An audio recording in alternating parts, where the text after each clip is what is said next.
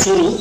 उपाध्यक्ष महोदय, वित्त मंत्री को देश की आर्थिक स्थिति और गरीबी के संबंध में जितनी जानकारी प्राप्त होती है उतनी किसी अन्य मंत्री को संभव नहीं होती। बजट बनाते समय वैसे तो बजट में आय व्यय का ब्यौरा होता ही है, लेकिन बुनियादी तौर पर देश की आर्थिक नीतियों में किस प्रकार का परिवर्तन हो तथा किस मार्ग पर वह देश को चलाना चाहते हैं, सरकार का लक्ष्य क्या है, इन सब नीतियों का बजट में जिक्र होता है। हमारे वित्त मंत्री चाहे जिस पद पर भी रहे हों, चाहे वे मुख्यमंत्री रहे हों या केंद्रीय सरकार में रहे हों, उन्होंने शानदार काम किया। जिस समय उन्होंने बजट पेश किया उस समय देश को और खास तौर से गरीबों को उनसे बहुत सी आशाएं थीं।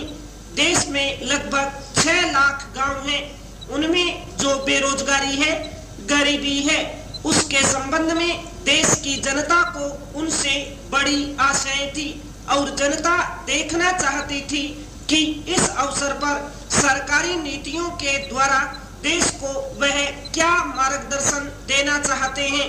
पर इस दृष्टि से 3 महत्वपूर्ण बातें इस देश के सामने थीं। देश का आर्थिक विकास तेजी से हो, अधिक लोगों को काम मिल सके और मूल्यों में स्थिरता आए। जहां तक इन तीनों उद्देश्यों का संबंध है, हमने देखा कि उस ओर कुछ प्रयत्न हुए हैं। खास तौर से गरीबी हटाओ के संबंध में इस देश में जो चर्चा चल रही है, इस बजट में कुछ हद तक उसका उल्लेख मिलता है, क्योंकि जितने भी प्रत्यक्ष कर लगे हैं वे ज्यादातर धनी लोगों पर और खास तौर से शहर के लोगों पर लगाए गए हैं। इस तरह से जो एक प्रकार की आर्थिक असमानता हमारे देश में चल रही है, उसको दूर करने का प्रयत्न अवश्य किया गया है।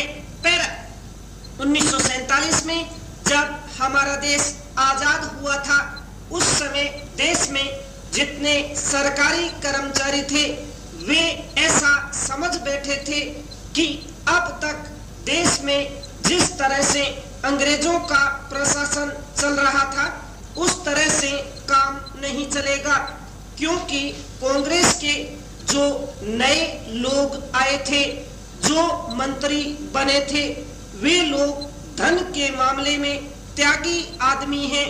धन से उनको मोह नहीं है, लेकिन बाद में उन्होंने देखा कि हमारे मंत्री लोग भी उसी तरह से शानदार जीवन पसंद करने लग गए जिस तरह से अंग्रेज करते थे।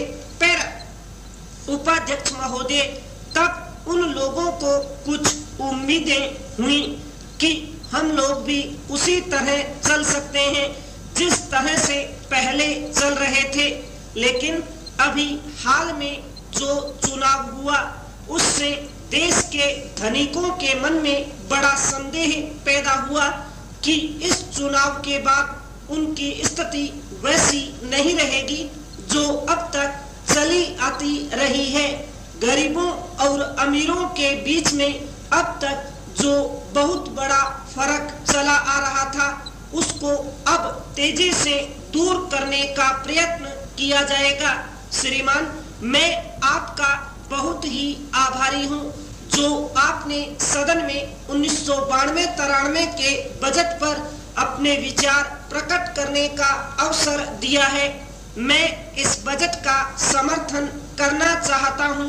पर श्रीमान, मैं सबसे पहले अपने दल के नेता प्रधानमंत्री को इस बात के लिए बधाई देना चाहता हूँ कि उनके नेतृत्व में देश में कांग्रेस दल को स्पष्ट बहुमत मिला और इसके फलस्वरूप यहाँ पर केंद्र में एक ऐसी सरकार का गठन हुआ जो कि देश में वास्तव में समाजवाद लाना चाहती है।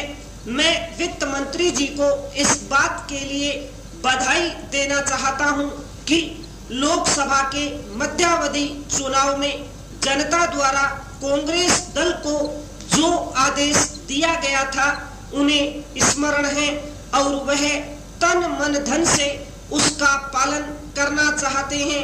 वह आदेश था देश में सामाजिक और आर्थिक विषमता दूर करने का, देश से गरीबी, बेकारी और बेरोजगारी को हटाने का और देश के जो पिछड़े हुए हिस्से हैं उनका पूरा विकास करने का। साथ ही साथ इस बात का भी आदेश था कि देश के अंदर इस प्रकार की सामाजिक और आर्थिक व्यवस्था पैदा की जाए जिसके अंतर्गत जनता शोषण से मुक्त हो सके। श्रीमान, यह ठीक है कि देश में कृषि के क्षेत्र में उत्पादन में वृद्धि हुई है, परंतु इसके साथ ही साथ यह भी दृष्टि में रखना चाहिए कि लागत में भी पूरी वृद्धि हुई है। इसके लिए आवश्यक है कि सिंचाई के साधन बढ़ाए जाएं और अधिक उन्नत बीजों का प्रयोग किया जाए। आज कृषकों को कृषि के यंत्र मिलने में बहुत कठिनाई हो रही है। जैसे छोटे छोटे ट्रैक्टरों का देश में बड़ा अभाव है, उनके बनाने के लिए शीघ्र नए कारखाने खोले जाएं, जिससे कृषकों को जल्द से जल्द ट्रैक्टर मिल सके। हमारा ऐसा विश्वास है कि अगर ऐसी व्यवस्था सरकार की तरफ से हो जाए तो इस समय देश के जो उद्योग कृषि के क्षेत्र में हैं, उनकी उत्पादन क्षमता में दुगुनी वृद्धि संभव हो सकती है। गन्ने की खेती की स्थिति भी बहुत गंभीर है। संपूर्ण विराम।